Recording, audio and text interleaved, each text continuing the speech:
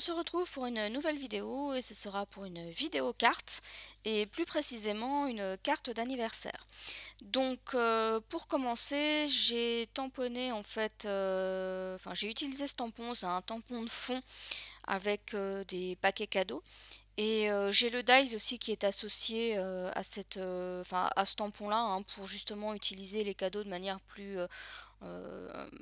individuelle, on va dire ça comme ça. Et donc voilà, donc j'ai tamponné sur, j'allais dire du papier aquarelle. Alors c'est du papier aquarelle qui vient de chez Action. Donc c'est pas forcément le meilleur papier, mais ça fait quand même un peu le job, même si c'est pas forcément de la très bonne qualité.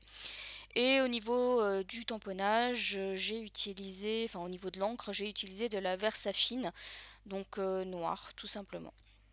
Donc ensuite, j'ai voulu coloriser en fait les paquets cadeaux. Donc là, j'ai vraiment accéléré, hein, la vidéo parce que ça m'a pris beaucoup de temps. Donc voilà, disons qu'en temps réel, ça m'a pris un peu plus d'une demi-heure, hein, de tout coloriser. Alors j'ai utilisé des aquarelles, je sais pas si on peut vraiment appeler ça comme ça, métallisées, hein, que j'avais eu chez Action il y a déjà pas mal de temps. Alors il me semble qu'ils en ont ressorti d'autres. Mais voilà, alors je dis aquarelle, mais pour moi c'est plus de la peinture que de l'aquarelle en tant que telle, parce que pour moi l'aquarelle on peut faire des dégradés, etc. Là avec là je trouve pas en fait qu'on puisse faire ça, ou alors c'est moi qui l'utilise pas comme il faut. Je trouve que c'est soit on peut enfin pour moi je l'utilise plus que comme de la peinture en tant que telle. Je l'ai déjà utilisé par-dessus de l'aquarelle pour rendre métallisé ce que j'avais colorisé à l'aquarelle. Donc voilà, ça donne un côté métallique si vous voulez. Donc c'est ça que j'aimais bien et c'est ça que je voulais en fait, hein, c'est cet effet-là que je voulais retrouver. Et en soi, c'est plutôt sympa. Alors moi, j'ai fait l'erreur de mettre trop d'eau dans mes petits godets. Ce qui fait que, ben, en fait, la pigmentation était pas, c'était pas ouf en fait. C'est-à-dire qu'une fois que ça avait séché sur le papier, ben en fait, ça avait pas vraiment colorisé, donc j'ai dû repasser plusieurs fois sur certaines zones. Et c'était pas particulièrement vrai pour la couleur que j'utilise actuellement, hein, le rose foncé où là j'ai vraiment mis beaucoup d'eau, ce qui fait que j'ai eu du mal à bien coloriser les éléments. Alors une autre couleur aussi avec laquelle j'ai eu du mal, et pourtant là c'est pas un problème d'eau, parce que là il y en avait très très peu dans le godet, c'était la couleur dorée. Alors je ne sais pas pourquoi, mais cette couleur en fait, il y a plusieurs zones où j'ai dû repasser au moins trois quatre fois. Parce que en fait une fois que c'était sec, et bien en fait on voyait pas forcément de doré, enfin ça, c'est comme s'il y avait trop d'eau si vous voulez, et que du coup la pigmentation avait pas pénétré entre guillemets le papier. Alors que comme je vous ai dit, ben, dans ce godet là j'ai quasiment pas mis d'eau. Donc voilà, en tout cas j'ai eu du mal à faire en sorte que le doré reste bien doré, si vous voulez. Donc voilà, après comme je vous l'ai dit, moi j'utilise pas ces peintures-là comme de l'aquarelle, mais je les utilise plutôt comme de la peinture, et ou au mieux comme pour rendre, je dirais, un effet métallique à l'aquarelle que j'ai pu faire auparavant. Donc voilà, donc je l'ai fait au pinceau. J'ai hésité à faire avec un pinceau en réservoir d'eau, mais au final, j'ai opté pour un pinceau classique. Voilà, après j'ai travaillé couleur par couleur, j'ai essayé voilà, pour que ce soit plus simple. Donc, bah, comme je vous ai dit, ça m'a pris pas mal de temps, hein, de tout coloriser. Je vous ai dit en temps réel, ça m'a bien pris une bonne demi-heure. Et donc là, vous voyez bah, que j'ai pas forcément terminé. J'ai essayé de varier aussi les combinaisons de couleurs, etc. Je savais que j'allais pas forcément tout utiliser sur la même carte. C'est aussi pour ça que j'ai fait des cadeaux plus peut-être tendance couleur rose, puis des cadeaux plus tendance bleu-vert, puisque dans l'idée c'est que je voulais utiliser ces cadeaux sur deux cartes. Donc là aujourd'hui vous verrez la première. qui est plus dans les tons, on va dire, roses. Donc là, je vais utiliser des cadeaux majoritairement roses, mais ça m'empêchera pas d'utiliser du bleu malgré tout, hein, pour varier un petit peu les couleurs. Et inversement, pour l'autre carte qui sera plus dans les tons bleus, que vous verrez certainement, je pense, soit la semaine prochaine, soit dans 2 semaines, j'ai utilisé plus de bleu sans forcément m'interdire d'utiliser du rose non plus. Donc voilà, l'idée c'est de faire varier un petit peu les couleurs pour que ça soit un petit peu plus joli. Voilà, je voulais pas forcément une carte uniquement dans les tons roses avec que du rose ou une carte bleue avec que des tonalités bleues ou vert.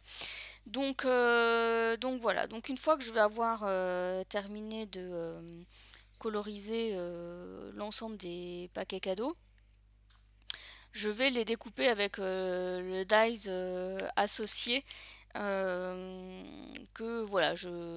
qui est associé à ce tampon. Euh, voilà. Alors, où est-ce que je me suis procuré cette planche de tampon et ce dies? Alors, me jetez pas la pierre, hein, tout de suite. J'ai acheté ça sur AliExpress. Alors, j'achète pas forcément toujours très souvent, hein, sur AliExpress à cause des contrefaçons justement. Et honnêtement, cette planche de tampon, et d'ailleurs j'ai la même avec le format cœur, ça m'a vraiment tapé dans l'œil et voilà, elle me donnait envie. J'ai cherché partout sur des sites français si ce tampon était vendu, je ne l'ai pas trouvé sur des sites français. J'ai regardé rapidement sur des sites américains, mais encore une fois, de toute façon, je savais que si c'était vendu aux États-Unis et uniquement aux États-Unis, je n'achèterais pas aux États-Unis. Mais je l'ai pas forcément trouvé non plus et je vous avouerai que j'ai pas forcément non plus épluché tous les sites américains et voilà, j'ai regardé sur les premières pages de tampons et puis bon bah voilà, quand vous êtes sur AliExpress vous savez pas forcément quelle marque a été copiée ou quoi. Je pense que c'est de la copie, mais comme j'ai pas trouvé l'original je ne pourrais pas vous le dire. Donc voilà ce que ça donne. Mais encore une fois, voilà, j'ai acheté en connaissance de cause, sachant que cette planche de tampon et le dice qui est associé n'est pas vendu, ou en tout cas je ne l'ai pas trouvé sur des sites français. Donc je ne pense pas que ce soit une marque française qui ait été copiée. Je l'espère en tout cas.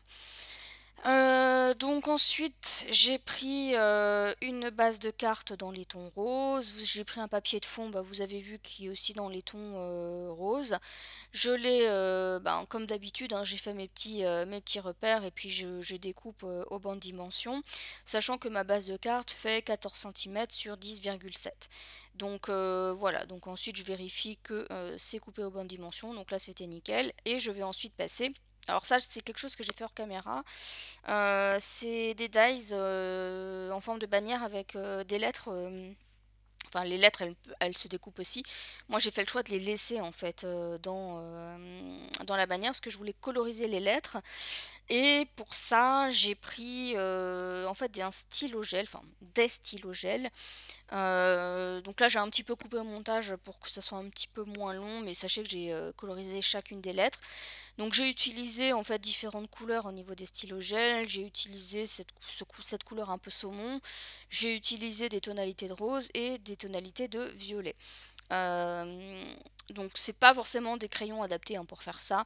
Là où j'ai galéré, je m'y attendais pas, c'est qu'en fait le papier absorbait beaucoup l'encre, ce qui fait que ça rendait les lettres un peu moins pétantes que ce qu'on peut voir là à l'écran en fait.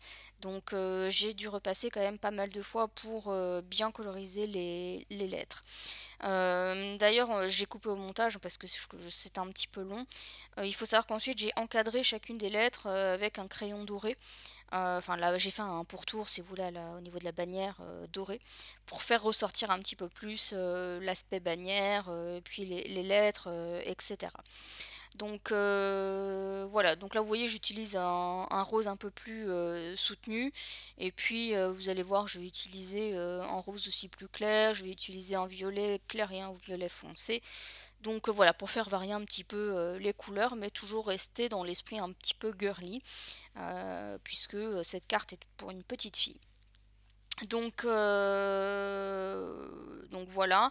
Comme je vous l'ai dit tout à l'heure, je vais découper mes cadeaux avec le dies qui est associé. Euh, alors ça, je l'ai passé qu'une fois, vous avez vu, hein, mais il y a certains des cadeaux, il y a deux trois cadeaux qui se sont mal découpés avec le dies. Donc voilà, j'ai juste ensuite utilisé mon ciseau pour bien le retailler en suivant les lignes de découpe qui étaient formées par le dies. Et au niveau des cadeaux, en fait, ben, comme souvent quand vous utilisez, de toute façon quelle que soit la marque, hein, quand vous utilisez un dice qui est coordonné à un tampon, en général vous avez toujours un bord blanc. Et souvent je me pose la question, est-ce que je laisse ce bord blanc ou pas? Ça c'est toujours le dilemme que j'ai quand j'utilise des dice qui sont associés à des tampons. Et au départ, je m'étais dit, allez, je laisse le bord blanc. Et puis, je vais changer d'avis en cours de route, en fait.